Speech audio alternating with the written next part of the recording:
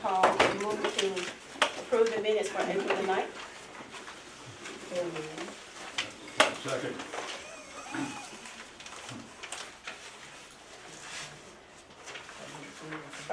Next thing on the agenda is the April safety report. Good morning. Morning.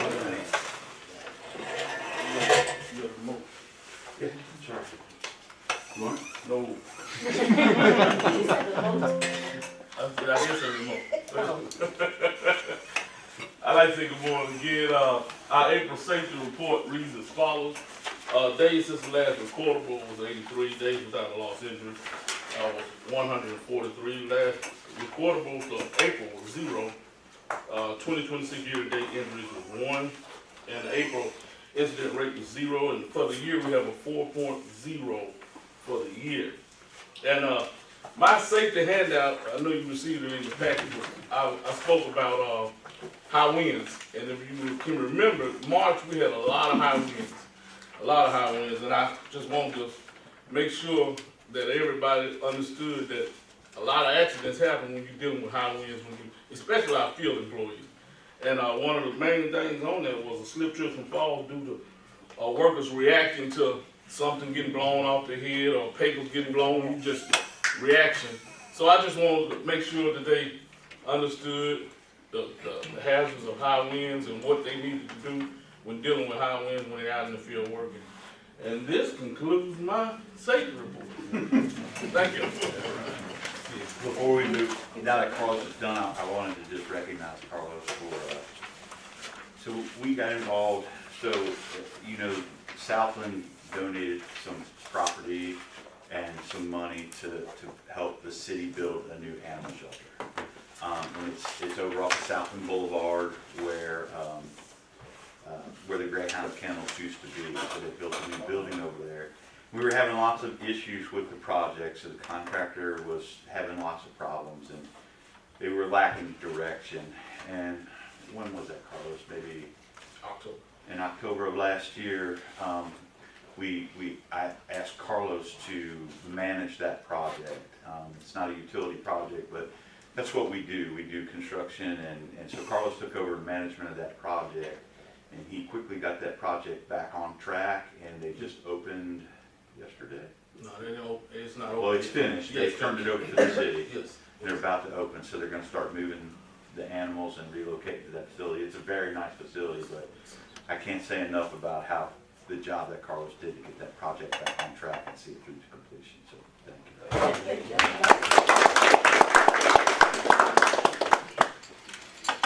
Then we're going to have our financial report. Good morning again. Good morning. So we are looking at our April numbers.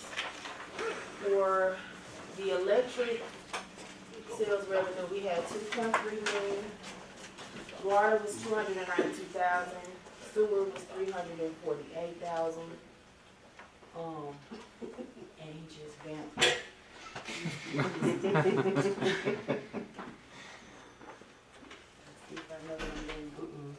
Nope. Okay, moving on to our expenses. So in April, our total expenses were 5.6 million, bringing our total expenses for the year to 15.5 million.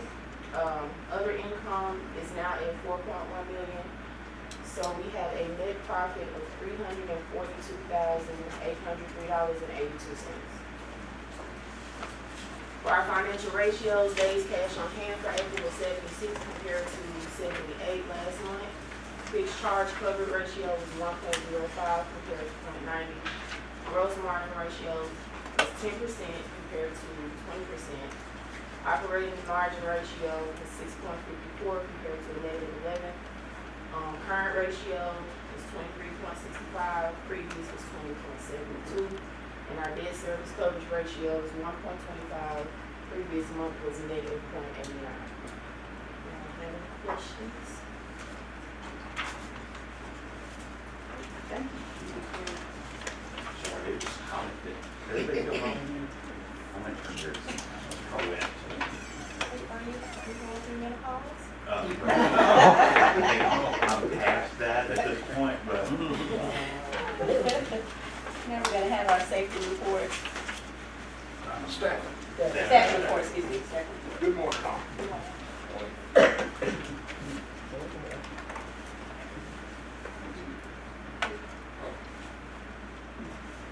Okay, as you can see, we still have a number of positions open. This has not changed from reporting from last month.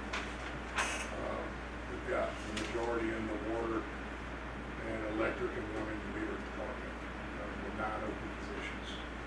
I know we're starting to get really geared up and a lot of work going on, and the managers are going to be needing this help, so I'm sure we're going to be going through some applications, resumes, and trying to get these positions filled before we get fully into summer and get embedded in all this work we've got to do. So, no change from last month.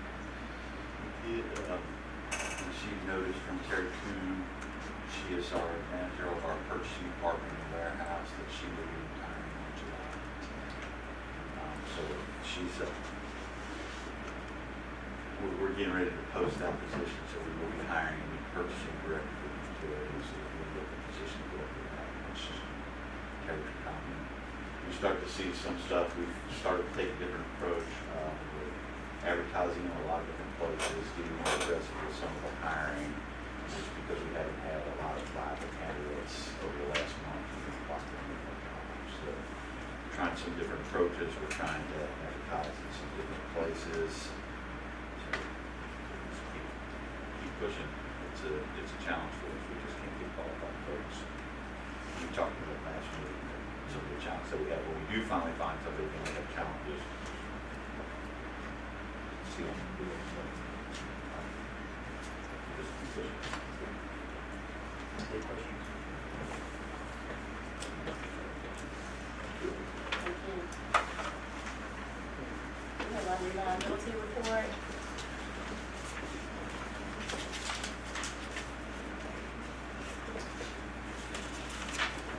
Good morning. As I said last time, we're splitting this into our reliability metrics, counting and not counting major events. And the reason for that is discounting major events gives you a better idea of our day-to-day reliability, how we can be expected to perform under normal conditions. And then with major events, pretty much gives you how bad our storms were in the last year, because that's just big storm events.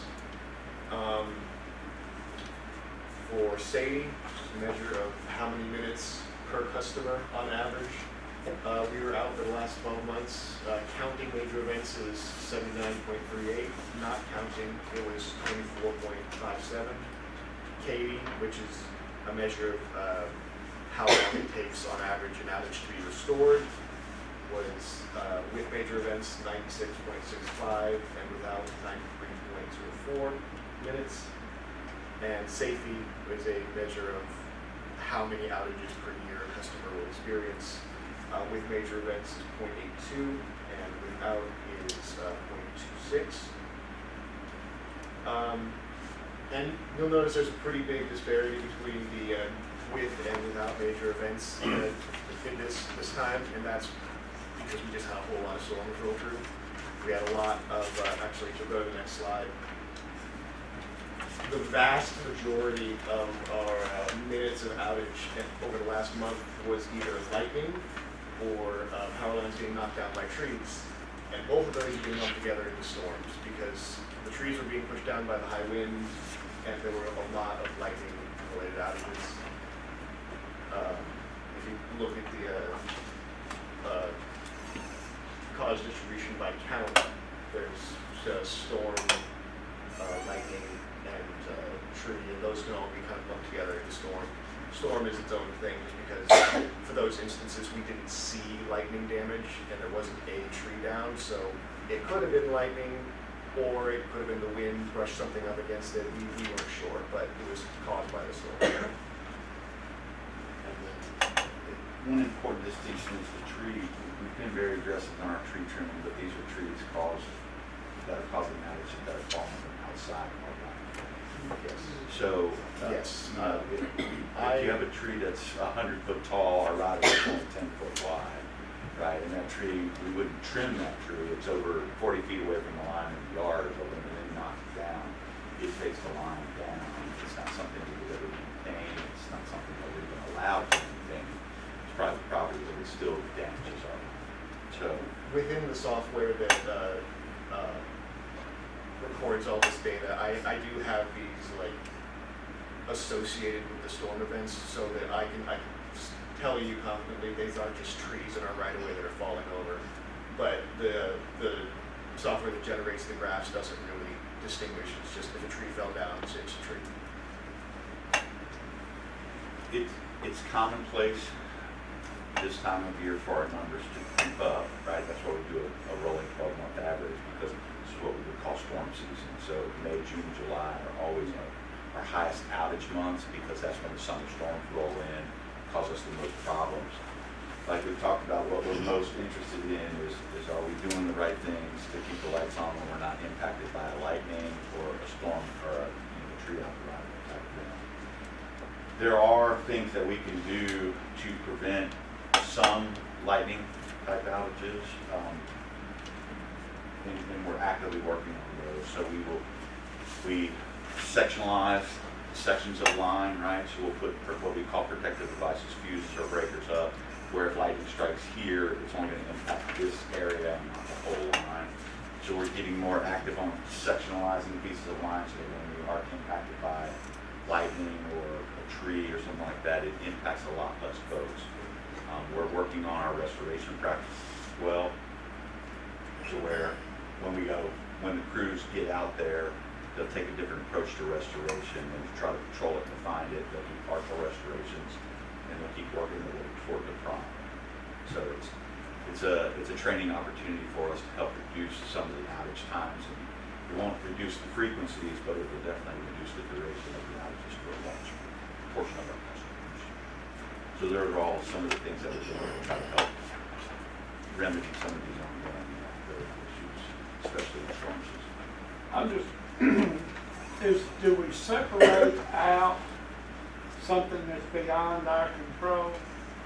Say if Entergy has a problem on their half of the, Things like that are not counted. If we could not have done anything about it and we are not involved in restoring it, then it's not something that, for the purpose of this metric, is counted or considered.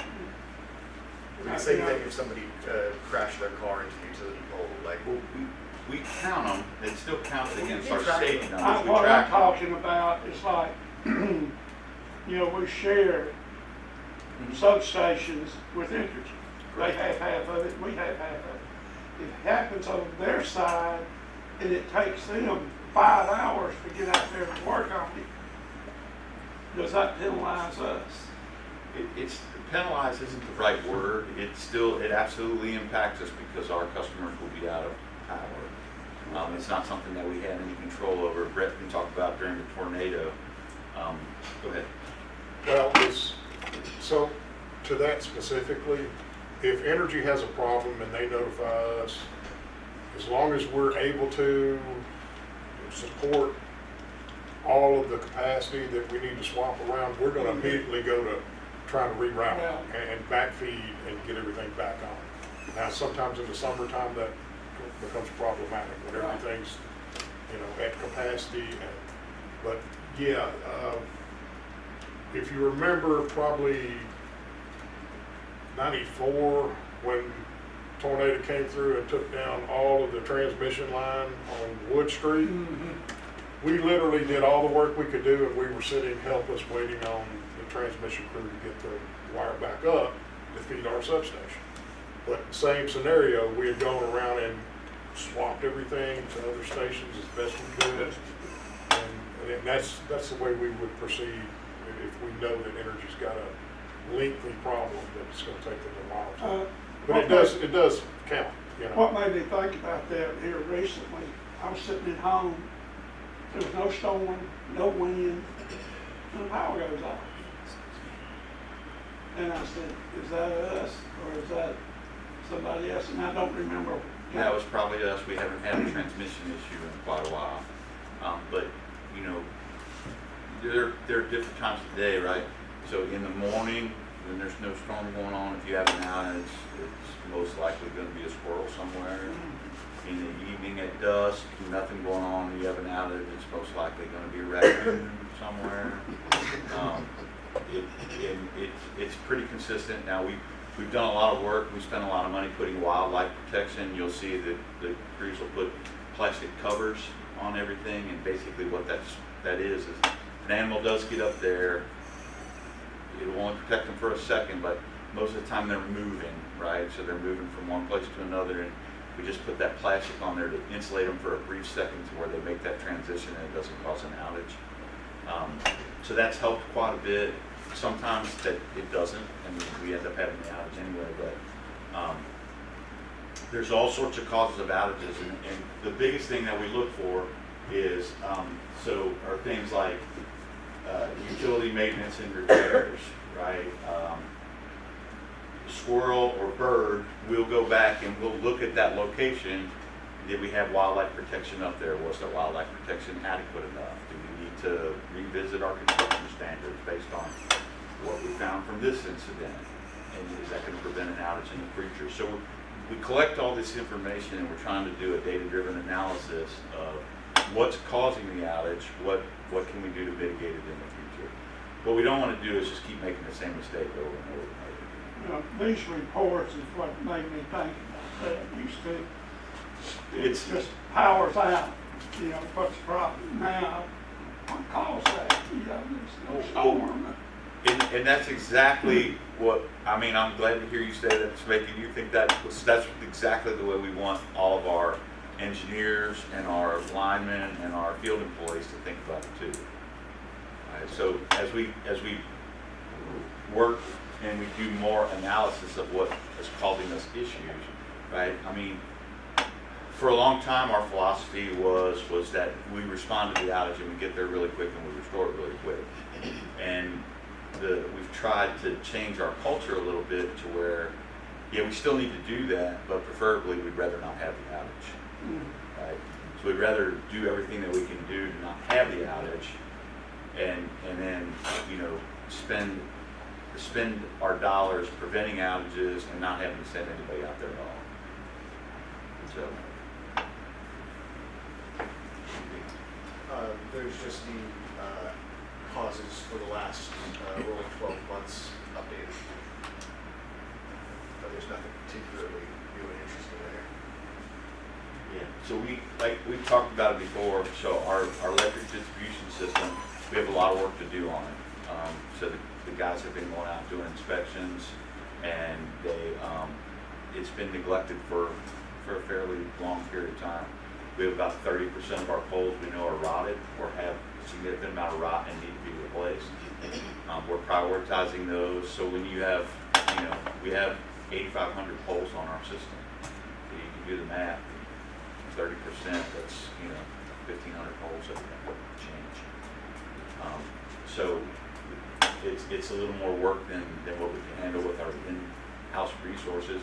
Putting together the work package, I'll be asking you guys probably in 2 months to approve us getting the contracts in, to start helping with some of that so that we can prioritize some of those and get them. They're a public safety issue. We know the pole's rotted, right? We don't want it to fall over. Can't do everything all at once, right? We unfortunately got into this situation where we got to figure out the best way out of it. Along with that, we now have a drone, and Eric does patrols of our lines with the drone. It has an infrared camera on it, so we're doing infrared scans on our lines where we can see where we have connections that are starting to fail. And all these things will have a cumulative effect over the long term, and we'll keep pushing those outage numbers further and further down. And I mean, we're already to the point where we won an award from APPA over and above our RP3 distinction based on our safety numbers. We're in the top 10% of utilities in the nation as far as our reliability. We can do much better, right? So we'll just keep working at it.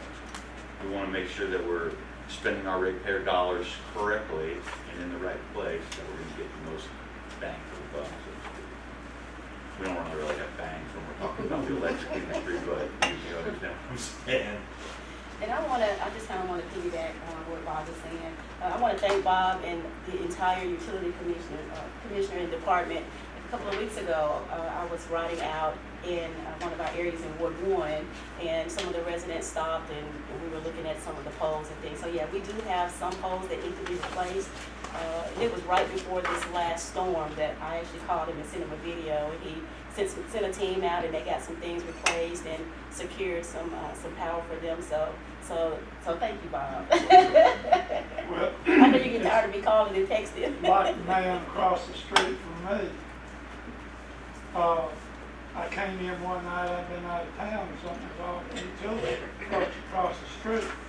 Well, I found out the cable guy started climbing the pole fell down. And took out his fence and 2 or 3 other poles. But they were very impressed with the way the utility reacted, the people they dealt with. And he said, I thought we were going to be out 2 or 3 days. And he said it was about 4 or 5 hours, you know. And they had them back up. And he said, and then the next day they came back and fixed our fence. And that's great, and I appreciate that feedback, but we should never be in a situation where we have, because somebody tried to climb a pole, we had 3 poles fall down. Right? It just, that is a bad maintenance program.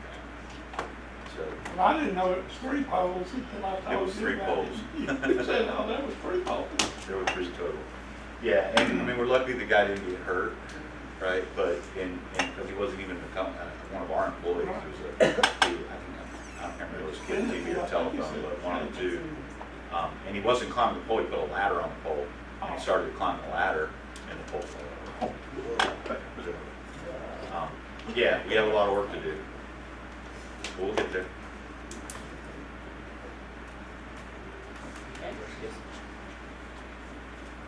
Thank you, Rick.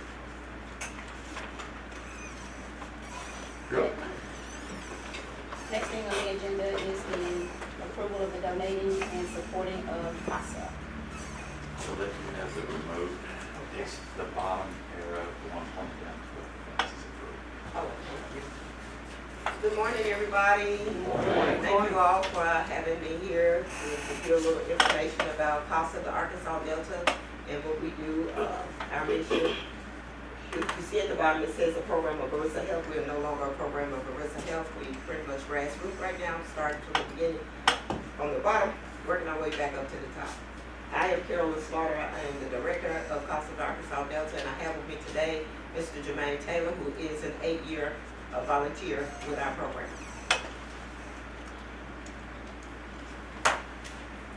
All right, this is our staff. You see myself, program director, Marsha Brown, and the volunteer coordinator for Crittenden County at the time.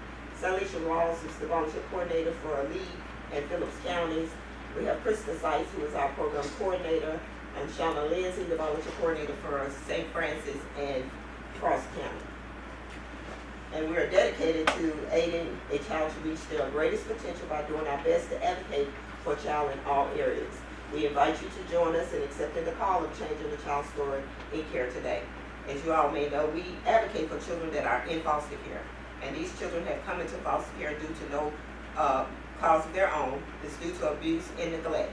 For some reason, the parent has not, adequately did their duties as a parent. Maybe due to drug use, it could be due to educational, medical neglect, so many different ways children come into care.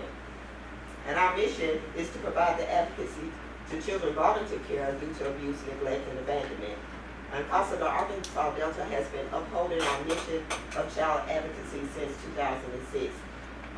Our organization provides services to 5 Arkansas Delta counties, that'll be Crittenden, St. Francis, Cross, Lee, Phillips.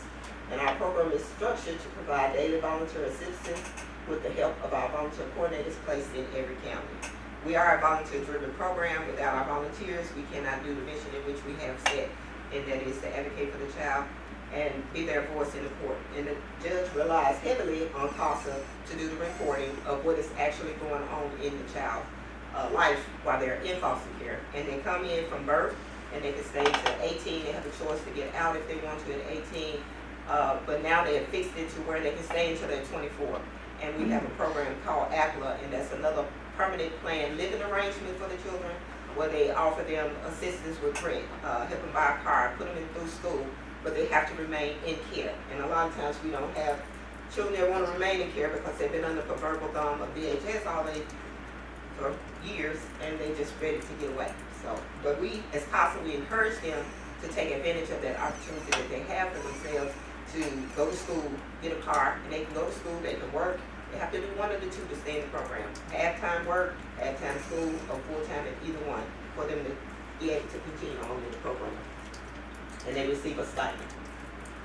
And the requirements to become a CASA is that you must be at least 21 years of old or older, complete volunteer application, submit to a background and child maltreatment check.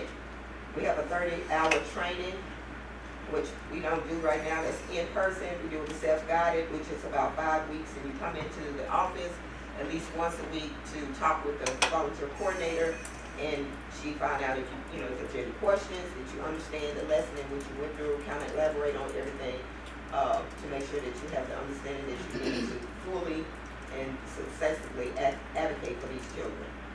You must have a heart to change a child's story, and no pre-existing social worker experience is required. Our volunteers come from all walks of life. They are teachers, they are doctors, they are lawyers, they are CPAs, and anyone that wants to volunteer to help change a child's story, we welcome them as long as they can meet the criteria of passing their background check and completing the training. After they do the 30-hour training, then they go before the judge, and the judge swears them in as an officer of the court, and you are now a mandated court reporter. Anything that you see that may be suspicious, not that it may be true, but it's our job to report it. It's somebody else's job to investigate it. So we are the eyes and the ears for the children. So how exactly does CASA change a child's story? We build relationships with the children. In the case, we interview important adults involved in the child's life, examples, the teachers, the foster care parents, the counselors, the therapists, the bio parents, and we remain active on the child's case until it's closed. Advocates for a child's best interest and advocate for the child's best interest in the court. And as I said, volunteers are from the community and solely there to serve the children. I want to go back to remains active on the child's case until closed. Sometimes children come to care immediately after birth, and most of the time that's due to the child being born with drugs in their system. They automatically come into care. From that point on, we get an advocate on the case, and no matter where that child goes and how long that child's in foster care, that advocate is going to stay actively involved in that child's case from the beginning to the end, and the end is going to result in either they are reunited with their family, or they are adopted out of foster care. And one of the things with CASA on the case, the children spend less time in foster care because of the direct contact that we have. We see them at least once a month directly. We ask the volunteers to spend anywhere from 10 to 12 hours a month on the case. But how often you see the child is really going to depend on the rapport in which you build with the child. You know, because the children have people come in and out their lives. DHS workers change, counselors change, and they get tired of telling the same old story, answering the same old questions. You know, they've been through enough trauma. They don't want to have to constantly keep this same record playing in their head, this video of what happened to them. And a lot of them come into care already fearfully, in doubt, hating that they're there, because a lot of them say if they went to school and they had a mark on them, and the social worker called DHS out, automatically that child is going to think it's because of me that we're out of the house, that we were removed from our home. So then they begin to fault themselves for something that they had nothing to do with. And a lot of times, whether you know it or not, a child can be abused in so many different ways in a household, and they never say a word. And a lot of times back in the day, I used to hear, what goes on in this house stays in this house. But that's not something that we want to teach our children, because it's something that could be happening that they need to talk about.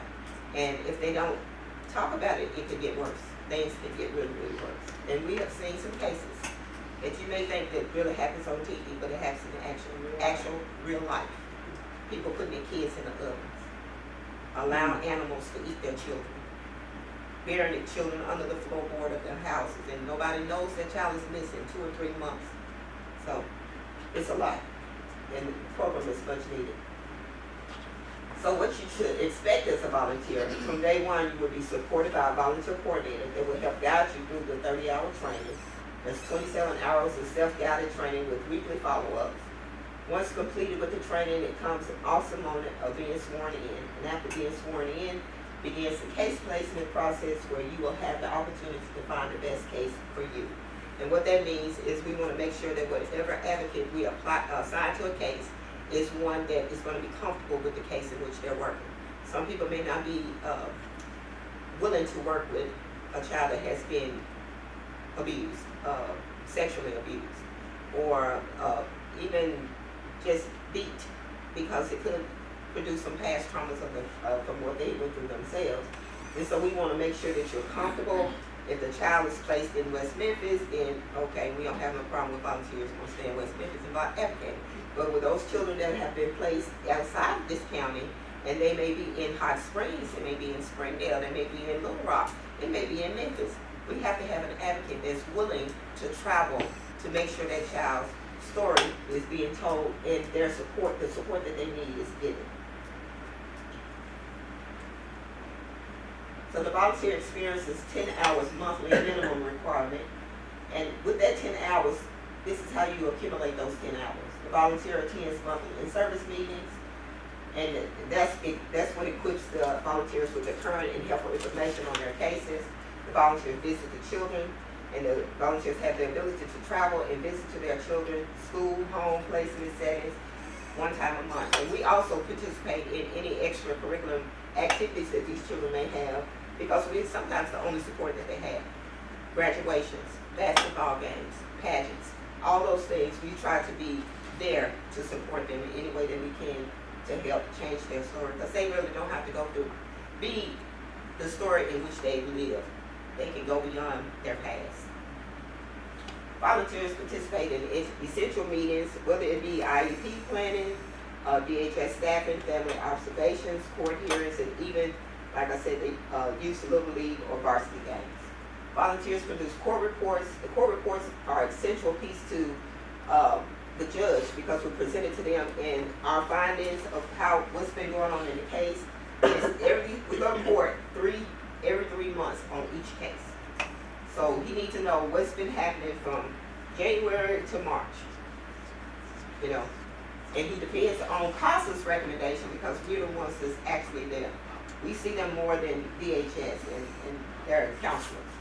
And we volunteer essential information for the child's specific needs. If the child needs tutoring, we recommend that they receive tutoring. If they need clothes, we recommend that they get clothes and shoes, therapeutic services, anything that the child needs to help them continue to thrive. We are there to recommend those things if we see a need. And we remain on the case until the case is being closed. And most cases last from 18 to 24 months, but that's not really reality today. The kids come in, for instance, my first case, I started as a volunteer in 2015. My first case, that child stayed in care until she graduated from high school. She was 13 when I took on the case, and now she's 23, and we still have a strong bond. She calls me, I've been there when every child she had any problem she has. She calls me 2, 3 o'clock in the morning, and that's just the type of report that you build with them, and they are confident they can have someone they can talk to and express what's going on with them. So, and we have volunteers. Our volunteer here is Lakeisha Dowden. She's here in Arkansas. And we asked her, why did she want to become a CASA? And she said, the feeling of this is good as it gets. Overtakes the child. The actions of selling causes them to be silent. I will be their voice. As a child from foster care and adoption, I never knew of CASA, an advocate, someone to care about my thoughts and to take interest on how I really felt. I wish I had a CASA in care. I learned of CASA while writing my book. I joined CASA to be a voice for the children in their most uncertain moments. And I wanted to be that bold voice from within that speaks the silence, that breaks the silence. I want children to know that they are not alone and life gets better. So here are some of the frequently asked questions. I really want to be a CASA volunteer, but I'm afraid that my schedule won't allow it. Does being a CASA volunteer have any flexibility? You make your own time. It's however you want to put it. You can be as flexible as you want to. You set your schedule. You call the foster parent, you call the teacher, wherever it is, and find out what's the best time, and you do it how you need to do it, just as long as we do it. And how long does a CASA volunteer remain on the case? Of course, we already talked about that, until it pauses. Will I get reimbursed for mileage? We do pay our volunteers reimbursement for mileage, but they don't get paid for what they do. But we do help assist them on traveling when they need to go and see their children. Will the work break my heart? Sometimes it will. Yes, it will. When you hear some of the stories, you definitely, if you have a compassion, a heart of empathy of any sort, yes, it will. But we have to learn how to balance it out. What if I can't be an advocate, but I still want to help? Well, there are other ways that you can help as well. We always ask for, right now, we need board members as we start this grassroots program up. We need some new board members, and I also want to recognize our board president, Mr. Jerry Burns. Y'all give him a hand. Thank you, Jerry, for all you do. Awesome. But you can give, we take financial, monetary donations. We ask that you if you can't be a volunteer, to be a friend of CASA. And with a friend of CASA, they usually come around and help us with fundraisers. We have Arkansas Razorback Ultimate Gift Bash raffle that we do every year, as well as the major one is the Santa Storm, and that's when we get all the children that are in care gifts. We have donors to adopt their wish list, and they have like 6 gifts on there. And then it's our responsibility to wrap these 100+ gifts for the children, and we put on a big party for them. And during this time, it's a time when most of the time they haven't seen their siblings, so they have the time for the siblings to come and still enjoy these times of the year, which is precious for most people. So here you see our QR code. You can scan that and get more information on ways that you can give to CASA for the Arkansas Delta. Not quite ready? Of course, become a friend of CASA. All of the stuff I just talked about, you can do. So this is our ultimate gift basket raffle. We had this major, big, beautiful one. This is, of course, me. This is our previous director, and this is Mary Jane Flowers. And that just shows how we had all the toys wrapped up to pass out to all of the families. And that's a job. We need help. We need friends of CASA when it comes to Christmas time. And then you can also adopt wish lists. So thank you all for the opportunity. If you have any questions, I'm here to answer. So the reason that, I'll give you a chance to talk for a second.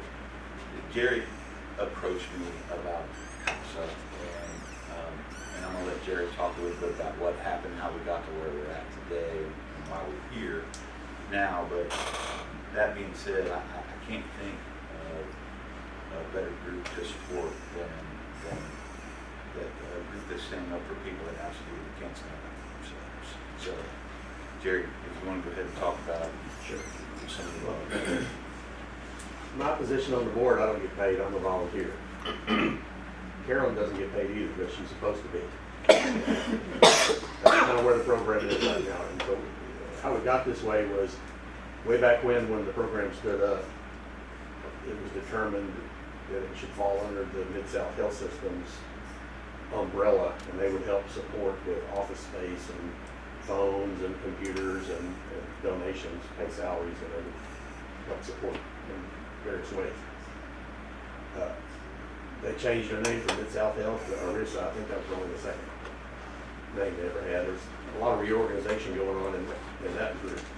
Anyway, we wake up last year, find out that they're moving, closing offices, and y'all need to go on your own. So the program has to go out and find its own office space. So the staff that we have are the only paid employees, and they've agreed to work free of charge until we get the program stood back up the way it's supposed to be. So we have salaries to pay and office space and things like that. So my concern as we change, my position used to be advisory board, so we had no governance. It was all done by the overseeing organization, and we had some differences of opinion in the way things worked. And the program suffered because of that for a little while, but it kept going. People like Carolyn who duked it out the whole time. So now we're transitioning from advisory into board of directors. It's actually a governing body, and we have had issues with people being on the board for years and years and years because people didn't want to volunteer to get involved and didn't feel like they had time. And it's really, in the past, we've met every 2 months as a board when we can get people together, but people's schedules and so much going on, so it's difficult. But we need people to get involved. Board members, volunteers, and if you can't do that, come help us wrap Christmas presents and sponsor a child at Christmas, make that a couple of dollar donation. And my idea to come to the utility was to ask Bob for some help and some guidance, and possibly to help the utility develop a policy to encourage their employees to get involved and give them an hour every 2 weeks or something, they take time off from work to go work on the program. These are just ideas that I wanted to come up with. So anyway, the program used to get a lot of funding from grants. We still have some grants that we're qualified for, but the grant money is not like it used to be. So the program to keep going and to keep supporting. How many kids do we have in the program right now? We have 120 children. 120 kids. I was a volunteer for a little while. In the first case we ever got, I found out years later that the young man had packed his bags with him and his 2 younger siblings in a Walmart sack and stashed it under the crawl space of the trailer they were living in with their aunt. And he was going to run away with his brother and sister because nobody cared. And my wife and I walked in and said, "Hey, we're from CASA. We don't know what we're doing, but we're here to try to help you some way, somehow." And he told us years later, he said, "If y'all hadn't showed up, I probably would have ended up on the street." But because somebody showed up, and somebody cared enough to come and ask me what I thought, what I wanted, what I needed, I thought, well, maybe this is going to work out. And that young man now is a paramedic. And I don't know how many folks he's helped in his career moving forward, but there's stories over and over like that, where you get a chance, these kids feel abandoned, they feel left out. The old adage, they live out of a garbage bag, because that's all that luggage that they would need. Some of them don't even have something to put their things in when they get moved from one house to the other. The CASA is the constant. That's the main source of strength, if you will, or guidance or encouragement in that child's life, because it usually is the same person from the beginning of the case to the end. Sometimes things happen. People have, life goes on for all of us, but they know that whoever is from CASA, that they're there for the child. And even the court, the judges, we've had 2 different judges that have come to us and said, you guys made a big difference in this case just because of the information that you provide. And that's all we do. We don't, as CASA volunteers, we don't tell people how to raise their kids. We advocate for the child, gather information and report it to the court, and let the judge do his job. If he needs that information, then act in the best interest of the child and the parents. So, in a nutshell, that's where we're at. So that being said, I think the first step that we can take, and I've talked to this commission about it before, we have significant cash reserves in the utility, and we have interest income that we generate based on our cash reserves. And what I'm asking the commission for today is for someone to make a motion to donate $10,000 out of our interest income to CASA, and then that way we can at least provide a little bit of financial support while we're working to help with some of the other things that we need. So I'll make a motion. Ready for a motion? if you're ready. Ready for the motion? Y'all make that motion. And I second it. I think I'm doing a good job.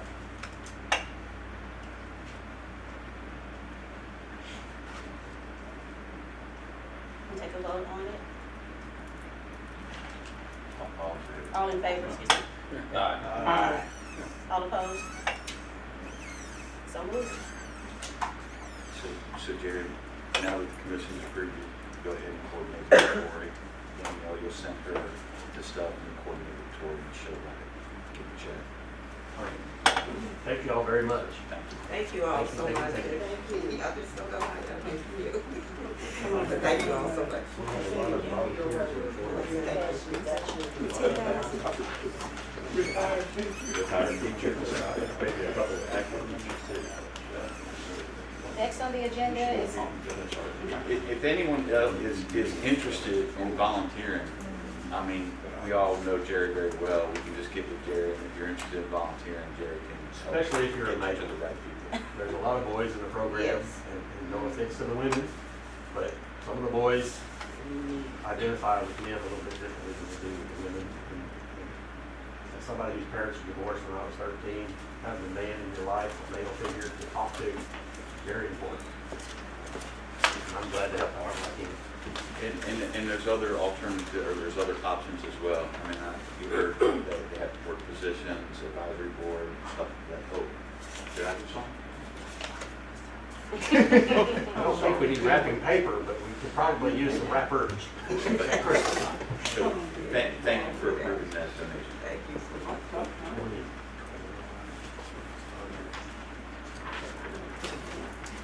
next on the agenda is to approve the bids for boring water line across Southland.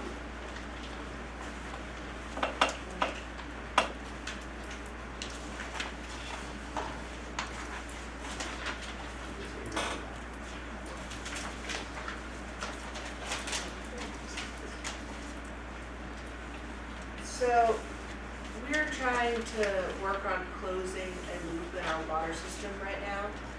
Most of the project is being done in-house, but we do not have the ability to bore, so we've had to put out a bid for it. We're going from in front of where the new animal shelter is, tying into an existing 12-inch line and going under Southland, put it on the south side of the road. So that because any future business is gonna come down on the south side of the road, if we need to tap into it for businesses. We have had 2 bids. Before you get started, so to refresh everyone's memory, this project is, so Southland Hotel and Casino is on what we call radial feed, so they're fed and the line ends at Southland. They have some significant water quality issues there based on the size of their service and the amount of water that we provide to them. If we have any rust or defects or anything in the pipe, it ends up at Southland. One of the ways that we can help, we've been flushing their hydrant every Monday to try to help with some of that stuff. But if we close the loop and take them off of a radial feed, that will equalize pressure between the 2 systems, and that'll help solve that problem. The other issue we have is the Hopefield subdivision, which is up on Mound City Road. It has pressure issues as well, and that is due to the fact that they are also at the end. And so when we complete this loop, that will equalize pressure and that will improve the water pressure at Hopefield subdivision as well. As it stands right now at Hopefield, they have adequate pressure, but if they have a fire, there's not enough pressure when they open the fire hydrant for the fire department to even fight a fire up there. So we have an automatic procedure where they'll deploy both Marion and West Memphis, and Marion will bring a tanker truck so that they have water to even fight the fire. So there's some significant issues that we're trying to resolve with this project. We transferred ARPA funds. We're doing the work with the ARPA money, and we just need a bore, a directional drill to go under. We don't want to dig up Southland Boulevard. So that's kind of the backstory of where we're at now. So go ahead. We opened bids on April 16th. We had 2 bidders, Key Contractors and WNT. Key came in a little at $271,540, and WNT came in at $189,504.16. Since they're the lowest bidder, we want to see if you'll approve us to award them the bid. And we know WNT, we know who they are, we've added them. Yes, they put together a good package and they provide all the insurance like they Pickering know them? Engineering firm? Pickering gave us, a company that they worked with before who does boring, and they reached out to their other companies they knew to help out with getting us bids. So these were referrals? Is that what you said? Well, I move that we accept the bid from W&T Contracting of $189,504.16. I'll second that. So this project's already, it's already underway, it's just the boring part of it. Yeah, this is the last section. Yeah, so they've installed, how many feet, Jerry? We're at 33% completion, I don't remember how many. 1,620 feet, so. Yeah, so they started at 7th Street, they tapped the main to 7th Street, put a valve in, and they're working their way east on Southland Boulevard. Installed pipe, and they have 1,600 feet pipe installed already. We need to get the bore in place so that we want to stay on track to get the project done. Like I said, Southland's having water quality issues, we want to make sure we get that resolved as soon as possible. There's been some delays in the project, so everyone's a little sensitive about a completion date on that. So as soon as we get the bids approved, if you guys approve today, we'll get city council to approve next week, and then we can go ahead and get the boring contractor started. And so by the time the water department gets there, they'll be able to, so what they'll do is they'll bore a sleeve under the road and then we'll pull the pump through it. So we're gonna take a vote, all in favor of approving the bids for boring water line across Southland and accepting the bidders key constructing. We're accepting W&T. W&T Contracting Corporation. All in favor? All opposed? So moved. Thank you.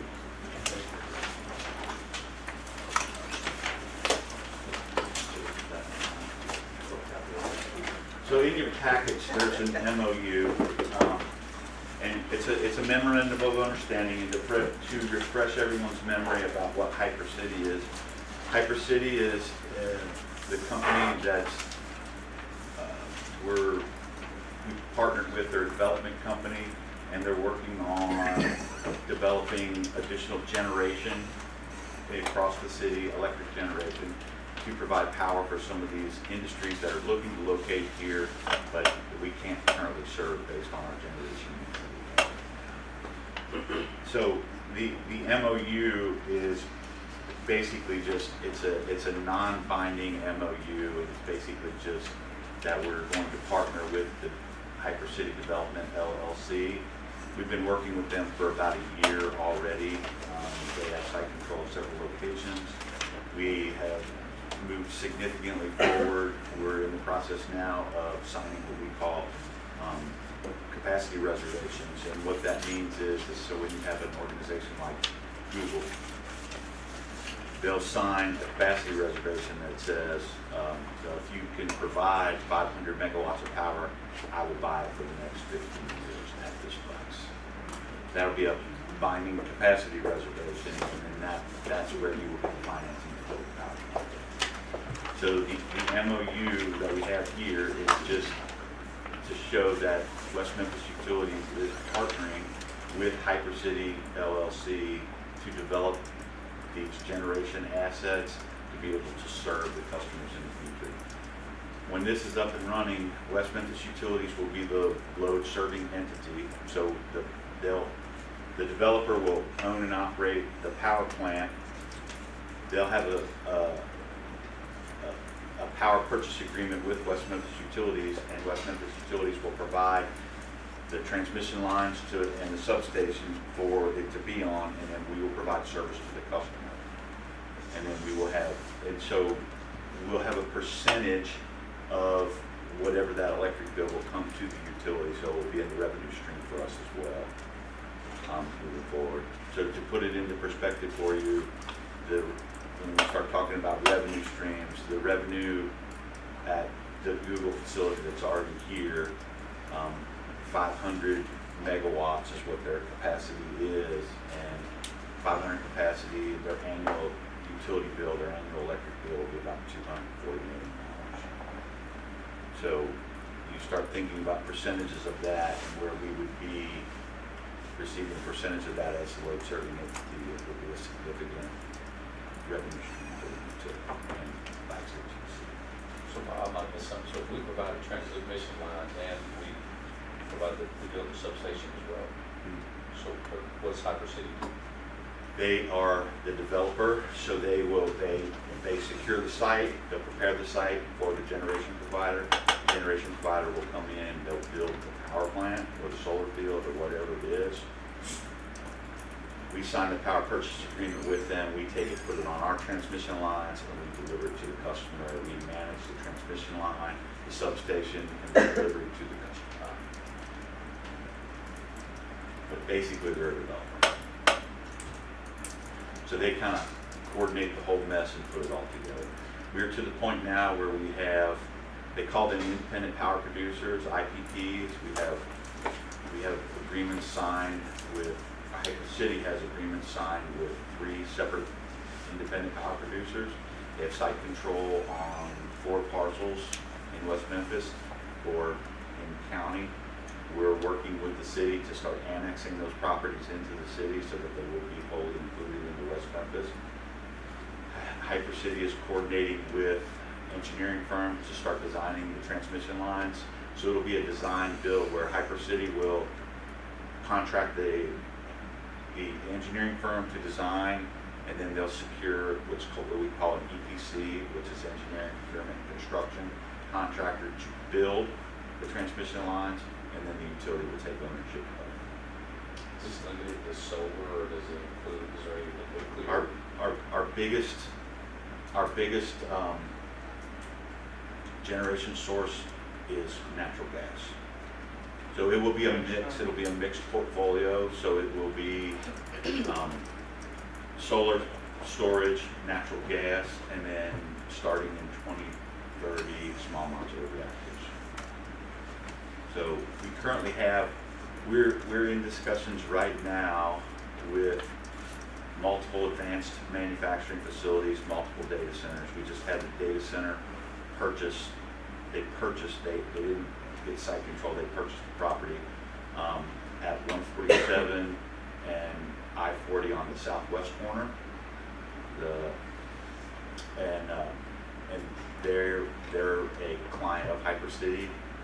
So we have enough interest that we can cite, I'm not exaggerating when I say this number, $40 billion of infrastructure or interest into the city of West Memphis. We are going to have to annex. I've been working very closely with the city. We're going to have to annex a lot of property, but we even have prospects that are coming back to us now that we couldn't provide power to a year ago. They've seen our proposal. This is the same thing. We submitted this to the Department of Energy for their speed of power initiative. So it's the same thing that we've already talked about, but we submitted this to the Department of Energy and we're moving forward with it. And this is just an MOU, basically saying that the utility is going to continue to work with Hyper City as we move forward to site some of this generation and build this transmission. Okay. Did I pick up on something there? We're within 4 years of having operational compact nuclear power plant If all goes to plan, yes. within 4 years. I didn't know we were that close. We have 2 firms that we're working with right now that are developing small modular reactors. One of them has a pilot program at the University of Texas that they're working on. We're proceeding with that, yeah. These aren't the same things. They're not like nuclear 1 and 2 that Entergy has, right, with the heavy water reactors. This is the technology that they use on, the U.S. Navy uses, right, on their subs and their battleships. It's a proven technology. It's been in existence for 80 years. And actually, they're compartmentalized, right? When they bring one in, they bring it in and they operate it and they don't have to add fuel to it for years and years and years, right? And then when it runs out, you just change it out with another one, they'll rebuild the existing. Let me ask you. I'm not familiar with the Hyper City West Memphis, and so I was Googling and trying to figure out what this was. And this is some of the information that I came across. So it says the project is supported by Entergy Arkansas for energy needs, including solar power, and a $25 million energy impact fund to support local community efficiency. It also says the facility is often referred to locally and in reports as the Google Data Center rather than Hyper City, making it a key component in the region's expanding digital delta. So can you explain that for us? That is a perfect example of how AI will lie to you. Right, so it doesn't know the answer, so literally what you just read, artificial intelligence made that up. Okay. It's not true. Well, None the of it's reason true. why I'm saying that is because if I'm Googling this and asking what is this, I'm sure there are some other people Yeah. as well, because we want to know what it is. So how Hyper City started is we had the city has what we call the mega site, which is it's in Lehigh, so it's on the northeast corner of I-40 Service Road and 147. So there's about 1,600 acres out there that has been vetted. It's called the West Memphis mega site. We have one data center. It was a large hyperscaler data center, and they were interested in that property. They wanted to put a data center out there, and at that time, Entergy was the service provider for that area.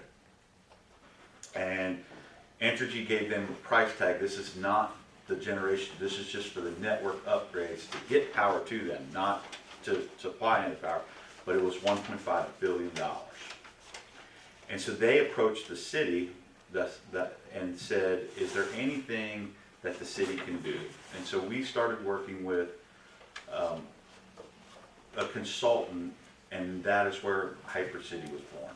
So this is a collaboration between the utility, the city of West Memphis, and it's Nicola Management is the contractor, the consultant that we hired to help resolve that problem. As we started moving forward, there was a lot more need. So in the Trump administration, the Department of Energy put out that they want the United States to have they need dominance in the energy industry to support artificial intelligence.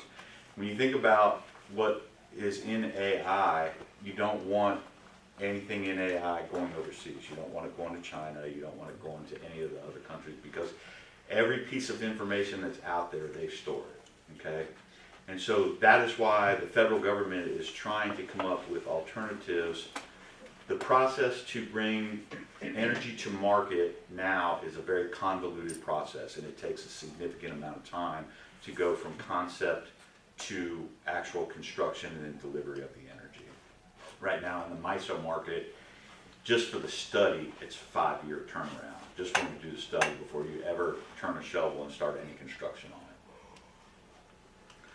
So the city of West Memphis and the utility, in conjunction with the consultant that we hired, we submitted, so the Department of Energy put an RFI out for speed to power. And so basically what they were asking was what ideas do you have to get to market faster with significant sources of generation to power some of these data centers and this advanced manufacturing in the U.S.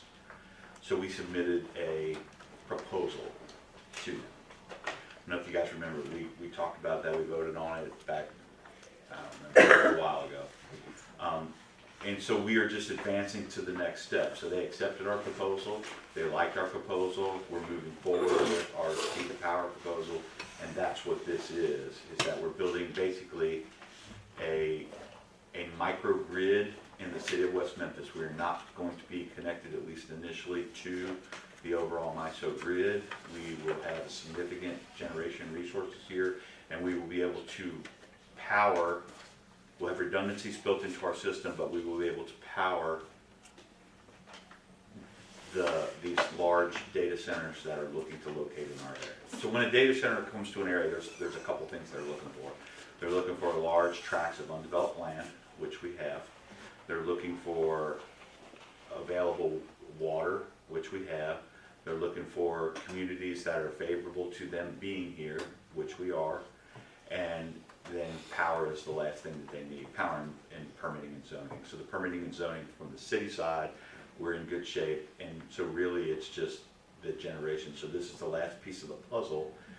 And as we started, when we submitted our proposal to the Department of Energy, we had immediately, we generated a lot of interest from private equity firms, independent power producers. We have large utilities from as far away as Detroit that are willing to come and build a power plant here to help us serve this load. They're going to get their percentage of it as well, but it's an opportunity that we can generate large sums of revenue for the utility and the city of West Memphis. Like I said, as we move forward with this, with the we have the ability to cite $40 billion of investment in our city. Yeah.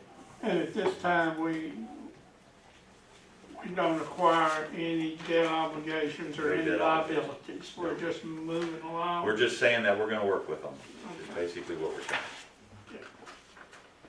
Yeah, it helps from an investor standpoint, right? We have an MOU, a memorandum of understanding with the utility, with the city.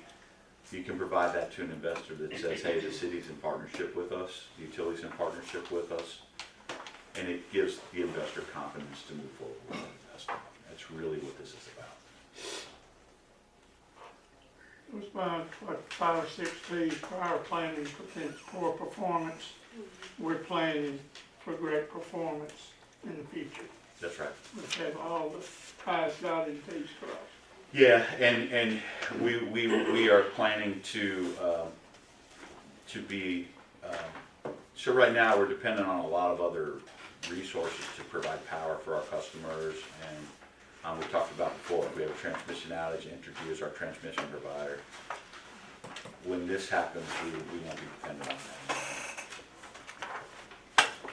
So this will extend beyond just working, providing power to data centers, and it also would aid the mega site Correct. and all the future growth in the area. Correct. Correct, including as we move further west. We're actively, we're constrained by the river to the east, obviously. We're constrained by the city of Marion to the north. So south and west is really the only direction that we can go. And there we have property owners that the city is actively working with to annex to the west. We've already had conversations with the county, and they're willing to sign off on the annexation. So we are moving to the west, increasing the size of the city so that we have large tracts of land to locate these resources. Along with that will come one of the biggest challenges that we have as a city, right, is we don't have really, our housing market is extremely flat, right? We need a lot, we need to do some work with housing. And one of the ways that we can push that forward is we can instigate investment into the city through manufacturing, through data centers, whatever need that we have, and that will help build additional housing, right? So since just in the last month, we've already been approached by, they've heard about this, but also the Google project and some of the other things that we have going on. The state of Arkansas just appropriated $300 million for what they're calling a transformational manufacturing project that is looking to locate in West Memphis. Is that the super project? It is. I'm sorry, the super project? I don't know what that means, but Okay. I'm not allowed to speak specifically about that, but it is a super project. I guess. Okay, understood. But we have national home builders that are looking to start building homes here in West Memphis. We are looking to start annexing property. So there's large swaths of property that are just south of the country club. That's all still in the county, and we're trying to annex that now to start building houses there as well.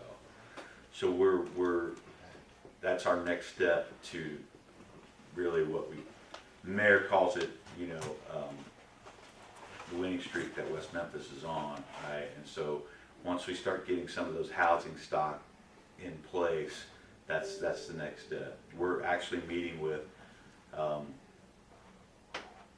we've got a lot of interest in our area now. We're meeting with large retailers that are looking to open retail establishments here in the city. So we're doing all the, like the red bullseye. So we're doing all the things that we need, but the next step is that we have to have available power to attract some of this investment. So like I said, the MOU, all it's for is to just say that we are working together and that we're going to continue to work together until we get the project. But like to clarify what Commissioner Parker said, we're not expending any funds and we're not obligating any money or not incurring any debt. Any questions?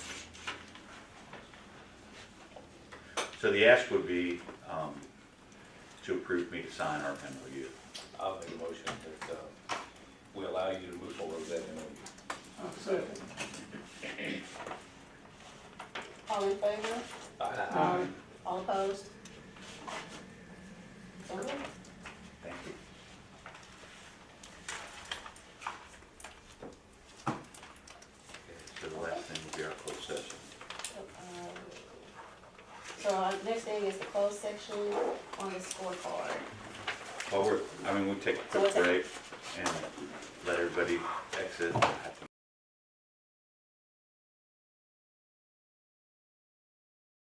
And then the motion to adjourn. So, Mr. Sullivan and Ms. Brown seconded. Okay, so motion to adjourn has been approved by Sullivan and Brown. No. All in favor? aye. Any opposed? We need to state, most state what we did, that we will take into further discussion and advisement. Okay, so we do that in, before we adjourn.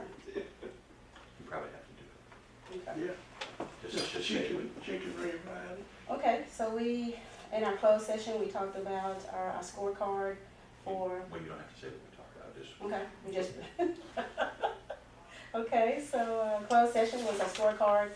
We moved to Further discussion. further discussion. Can I take a vote on it? So now we can. No, we can adjourn. Meeting is now adjourned. Thank you. Thank you. Thank you.